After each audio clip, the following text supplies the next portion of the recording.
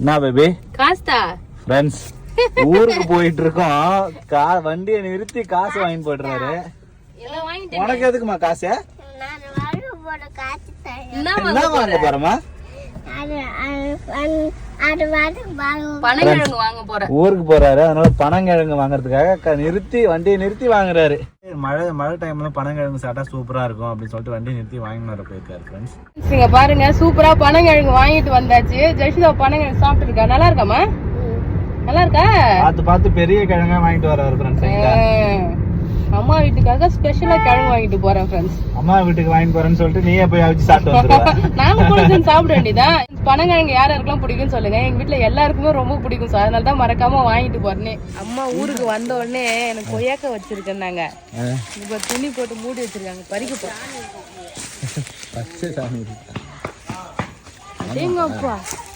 இன்னும் பெருசாகல காய்தான்.